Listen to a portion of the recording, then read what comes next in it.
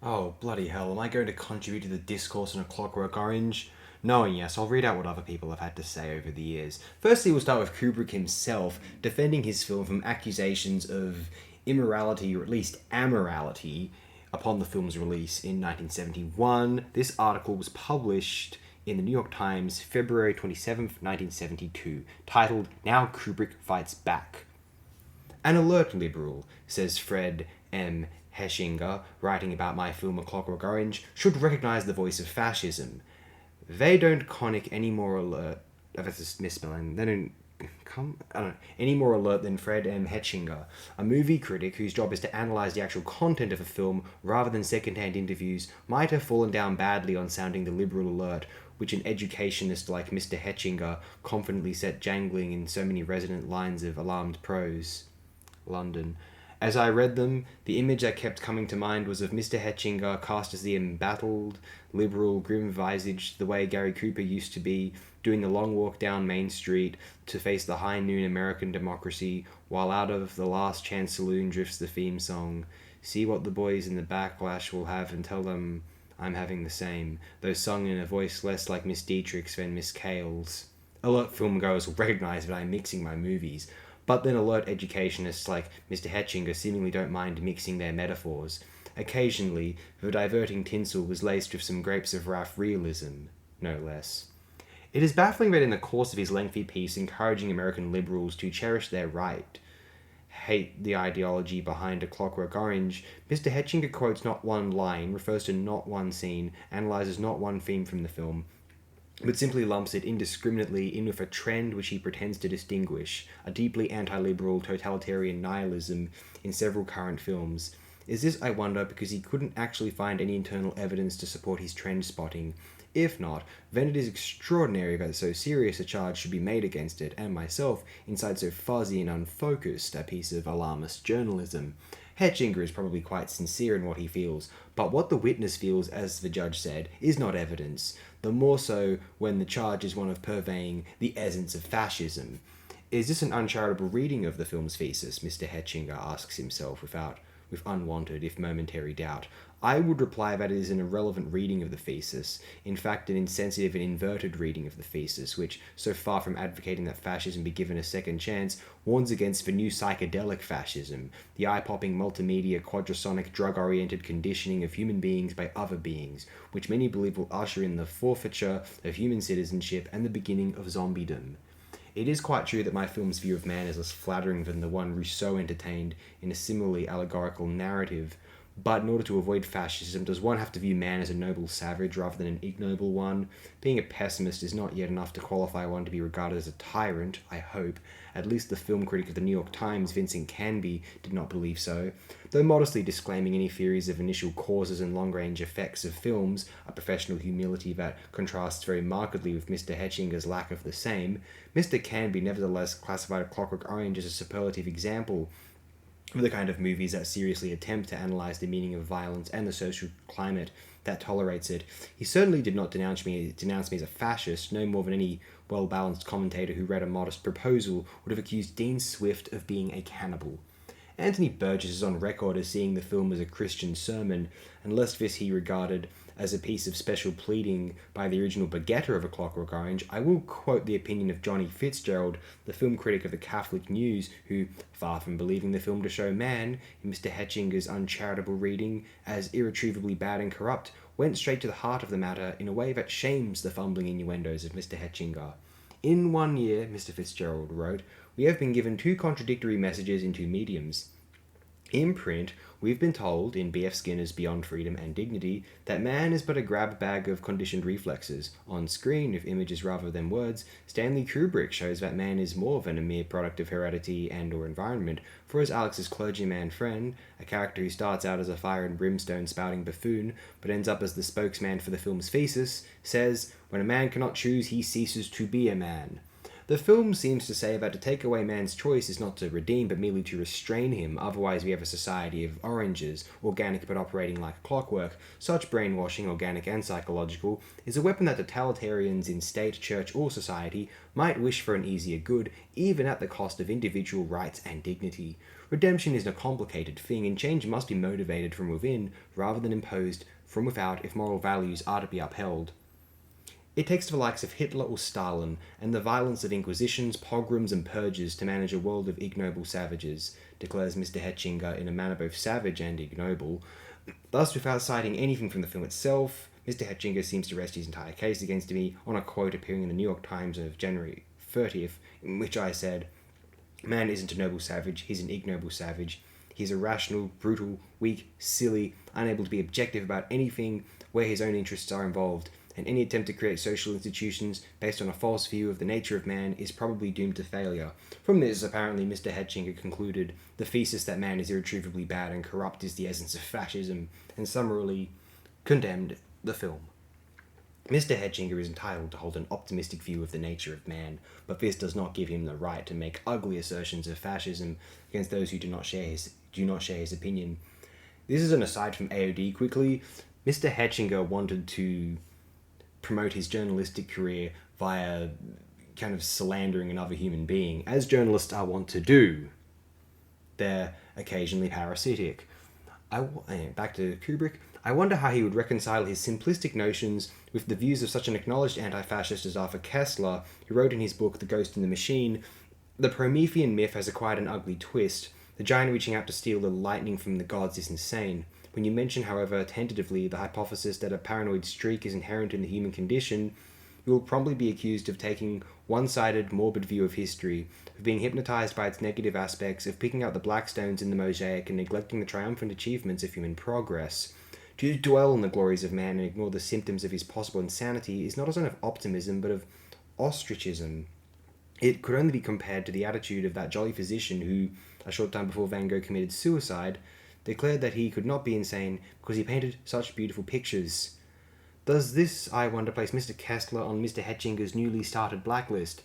It is because of the hysterical denunciation of self-proclaimed alert liberals like Mr. Hetchinger that the cause of liberalism is weakened, and it is for the same reason that so few liberal-minded politicians risk making realistic statements about contemporary social problems. The age of the alibi, in which we find ourselves, began with the opening sentence of Rousseau's Emile. Nature made me happy and good, and if I am otherwise, it is society's fault. It is based on two misconceptions, that man in his natural state was happy and good, and that primal man had no society. Robert Ardrey has written in The Social Contract, the organizing principle of Rousseau's life was his unshakable belief in the original goodness of man, including his own. That it led him into most towering hypocrisies, as recorded in the Confessions, is of no shaking importance. Such hypocrisies must follow from such an assumption. More significant are the disillusionments, the pessimism, and the paranoia that such a belief in human nature must induce. Ardrey elaborates in African Genesis, the idealistic American is an environmentalist who accepts the doctrine of man's innate nobility and looks chiefly to economic causes for the source of human woe. And so now, at the peak of the American triumph over that ancient enemy, want, he finds himself harassed by racial conflict of increasing bitterness, harrowed by juvenile delinquency, probing championship heights. Rousseau's romantic fallacy is that it is society which corrupts man, not man who corrupts society, places a flattering gauze between ourselves and reality. This view, to use Mr. Hetchinger's frame of reference, is solid box office, but in the end, such a self-inflating illusion leads to despair. The Enlightenment declared man's rational independence from the tyranny of the supernatural. It opened up dizzying and frightening vistas of the intellectual and political future, but before this became too alarming, Rousseau replaced a religion of the supernatural being with a religion of natural man. God might be dead. Long live man! How else, writes Ardrey, can one explain, except as a substitute for old religious cravings, the immoderate influence on the rational mind of the doctrine of innate goodness? Finally, the question must be considered whether Rousseau's view of man as a fallen angel is not really the most pessimistic and hopeless of philosophies. It leaves man a monster who has gone steadily away from his original nobility. It is, I am convinced, more optimistic to accept Ardrey's view that we were born of risen apes, not fallen angels, and the apes were armed killers besides. And so what shall we wonder at? Our murders and massacres and missiles and our irreconcilable regiments? for our treaties, whatever they may be worth, our symphonies, however seldom they may be played, our peaceful acres, however frequently they may be converted into battlefields, our dreams, however rarely they may be accomplished. The miracle of man is not how far he has sunk, but how magnificently he has risen. We are known among the stars by our poems, not our corpses. Mr. Hetchinger is no doubt a well-educated man, but the tone of his piece strikes me as also that of a well-conditioned man who responds to what he expects to find or has been told or has read about, rather than to what he actually perceives A Clockwork Orange to be. Maybe he should deposit his grab bag of conditioned reflexes outside and go in to see Lit again, this time exercising a little choice. I believe there's another typo there. Go and see It again. I've never heard of the 1971 film Lit, if he is referring to that. Whatever that might be. But of course, as you know, Kubrick himself pulled the film from distribution in the UK in 1972 or 3. And we're going to be reading about Peter Bradshaw's... We're going to be reading out aloud about Peter Bradshaw's take on the history of A Clockwork Orange in the UK. This is a great article published in The Guardian on the 4th of March, 2000. The old ultraviolence. After a 27-year absence, the infamous Clockwork Orange is back on screen. Peter Bradshaw applauds the return of the late Stanley Kubrick's dazzling, disturbing masterpiece. Why did they ban Chocolate Orange? Ali G's stern question last year to James Furman, the former British film censor, epitomises the alienated, semi-informed bemusement of an entire generation. In 1973, the late Stanley Kubrick instructed Warner Brothers to withdraw from UK distribution his extraordinary, flawed, maybe, masterpiece of Clockwork Orange, based on the Anthony Burgess novel. That remarkable act of selective self-suppression has meant that almost no one under the age of 44 has seen it in this country. And now, for the first time in 27 years, A Clockwork Orange is back on British cinema screens. We can all see for ourselves what the fuss has been about. For decades, Kubrick's explicit and brilliantly scabrous fable of ultra-violence has existed only as a fascinating rumour. It has been a spectral residual influence here, surfacing in strange analogous forms. From the Sex Pistols' Bowie and Julian Temple to the Gooners and the Intercity Firm, the film has persisted in making its shadowy inscriptions on our collective unconscious. Kubrick's diktat was taken very seriously by Warner Brothers. What modern commercial auteur could hope now for that level of unquestioning corporate support, and policed so vigorously that no video copies could legitimately be sold or viewed here? A screening at the now-defunct Scala Cinema in North London in 1993 led to prosecution. For years, British fans of Kubrick were forced to watch A Clockwork Orange on grainy, exhausted prints at flea pit cinemas in Paris, Amsterdam, and New York. It is only quite recently, with the growth of global internet retail and the availability of a new generation of multi-regional DVD player, that we have been able to import the American DVD edition from Amazon.com, albeit at the risk of confiscation by customs and excise. As of next Friday, all this will recede into the legendary past. With it will go the strange dual reality for A Clockwork Orange. It has never been a lost or samizdat movie such as, say, Jerry Lewis's The Day the Clown Cried, being so freely available everywhere but here. So as a cinematic text, it has had a status at once marginal and canonical. However, there remains its strange position in the history of censorship. Was Kubrick effectively the victim of censorship, or its most notorious and autocratic perpetrator? Without question, his film appeared to have been the inspiration for horrifying acts of rape and murder. Copycat delinquents and wannabe yobbos swaggered around London's West End and football terraces in bowlers and eyeliner, and these incidents were gloatingly magnified on the news pages and shrilly denounced in the leader columns. Outspoken judges hammered Kubrick's film, and Home Secretary Reginald Maudling solemnly requested a private screening. Certainly its reception as a film was very different from the purely literary reception Burgess had experienced when the book came out 10 years earlier, in 1962. Part of the huge frenzy of work Burgess embarked on when he thought wrongly that he was dying of an inoperable brain tumour.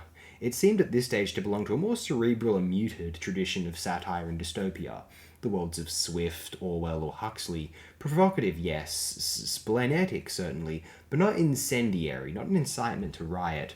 The book had no very great circulation until the film version appeared, based, to Burgess's considerable chagrin, on the American edition, which had excised a final emollient chapter showing the older Alex appearing to repudiate violence. As a film, its context was quite different.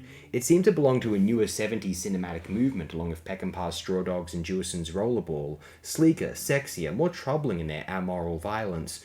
Kubrick himself could not or would not justify his film, so the job fell to Burgess. The worldly, well-travelled writer was a natural media performer, and one who was aware that he owed fame and fortune to Kubrick.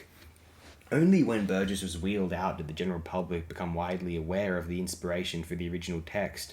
An assault by 4 army deserters on his pregnant wife in 1944, an appalling event which he had creatively merged with both with the heads and rockers clashes he witnessed on returning to 60s Britain after many years abroad, and the teenage hooliganism he and his wife had seen on holiday in Russia in 1961. This terrible personal history became a vital part of the Clockwork Orange myth. Burgess now assumed an unquestioned moral authority to speak in the film's defense, for had he and his wife not suffered directly as a result of precisely this sort of violence? But for all this, it was never banned. The film's commercial run ended, the moral panic subsided, and the unspoken consensus seemed to be that there was no increase in the quantum of crime. Put boldly, the rapists and criminals were doing what they would have done anyway, except with funny makeup. It was only in 1979, when the NFT were unable to screen it for a Kubrick retrospective, that anyone realised what the director had done. Infuriatingly, Kubrick never favoured his audience with a clear explanation, leaving anti-censorship liberals like me unsure whether to revere him or not. It may be that, with the magnificent self-belief of the artist and displeased with a British establishment that had misrepresented a serious work of art, he was exercising his prerogative of deciding who gets to see his film and where. Perhaps he was sick and tired of being made the scapegoat for society's violence, or was understandably scared by rumoured death threats against his family, but withdrawing his film also looks, then as now, like a monumental loss of nerve and a catastrophic concession to the pro-censorship lobby. Removing it from distribution here and nowhere else, and, moreover, appearing to retreat into the secrecy of his Hertfordshire hideaway, was arguably a pusillanimous abnegation of responsibility. Why was it alright for the rest of the world to experience the socio-cultural consequences of A Clockwork Orange, whatever they may be, not the United Kingdom, where Kubrick happened to live? Did the director believe that his film was dangerous? The only answers are to be found in the film itself, which anticipates in the most extraordinary way the whole question of censorship, screen violence, the imposition of power by the judiciary and media as the agents of the state, all the questions in which Kubrick and his most famous film have been entangled for nearly 30 years.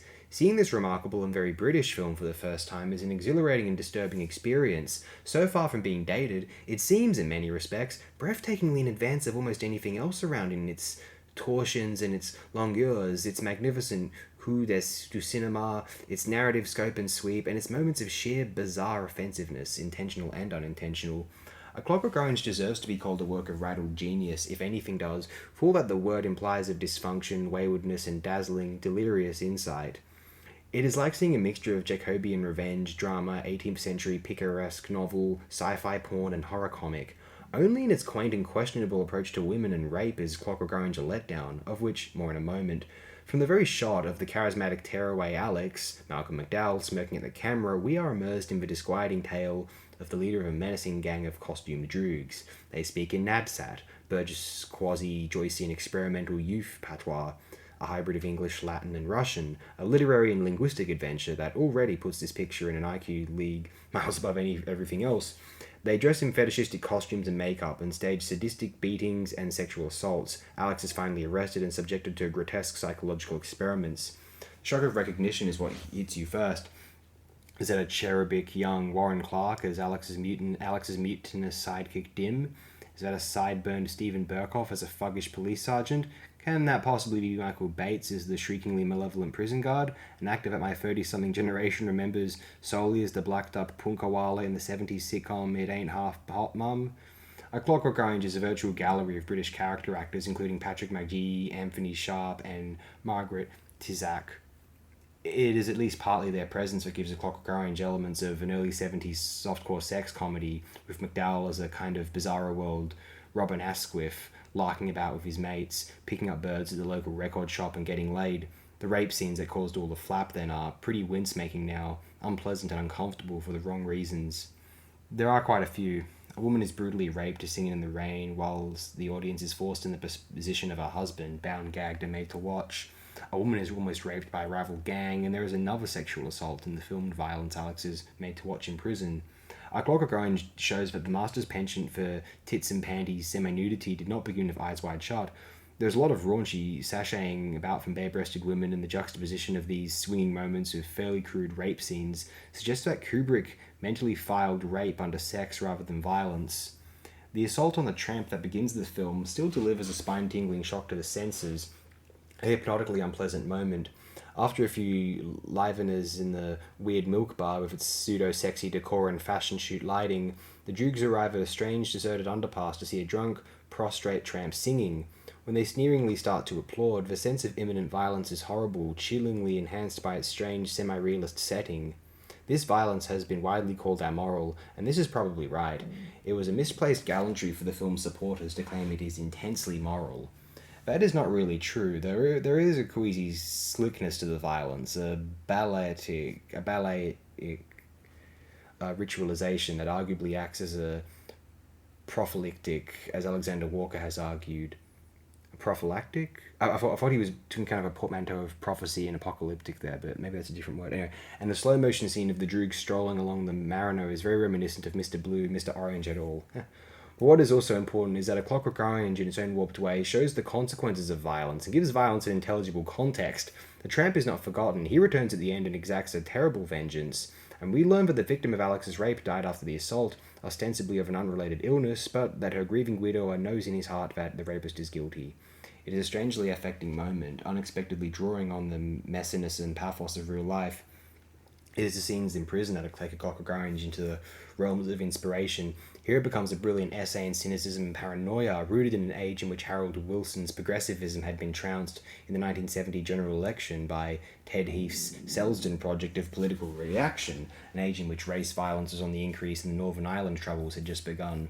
Keen to clear ordinary criminals like Alex out of prison to make room for political subversives, the government that makes him the guinea pig for a fast-track rehabilitation brainwash, an aversion therapy in which he is forced to watch scenes of violence, his eyelids clipped open, saline solution dropped into his flinching eyeballs.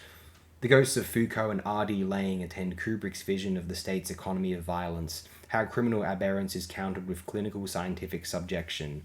These scenes are unforgettably horrible and offer a prescient commentary on censorship. Here is the traumatized cinema-goer, unable to stop the state flooding his consciousness with screen images of violence. Is this the censor's world turned upside down, or actually the power of the censor writ large, the censor's yearning to control and regulate human reaction to screen images? It's funny how the colours of the real world are not real until you video them on film, muses Alex between sessions, anticipating a very modern critical discourse on how we have come to think of screen representations of the world as more real than reality itself. It's like some Marshall McLuhan / Brian Oblivion Videodrome talk, hey? Finally, Kubrick shows the nation being scandalised by this technique via headlines in the Telegraph and the old broadsheet Mail, eerily just the sort of newspaper hue and cry which would drive A Clockwork Orange off the screen. What an incredible punch A Clockwork Orange packs, like a visitor from another planet, among the production line dullness of most cinema. This is ironic violence, stylized violence, but violence with human consequences and human cost. The reissuing of A Clockwork Orange is a reclamation of part of movie history. While American movie brats such as Coppola, Scorsese, Friedkin, and Altman were making the 70s a thrilling era for movie making, it turns out that this country had a part to play in it as well. Here in Britain, Kubrick was showing that the spirit of the Easy Riders Raging Bulls era was conceived not just in Los Angeles, Burbank, and Manhattan, but in Radlett, Harpenden, and St. Albans. For all its flaws and cracks, this is a film that has to be seen, and its re-release is a festival day in the history of British cinema. No, it wasn't just Kubrick. Like, in the UK, you had Roeg and Russell as well. Like, those guys were as brilliant and ingenious as anyone over in the States at that time, I would argue. Anyway, I was going to read out a couple of K-punk blog posts, but I've read enough of that over the years, I am sure. 2 years.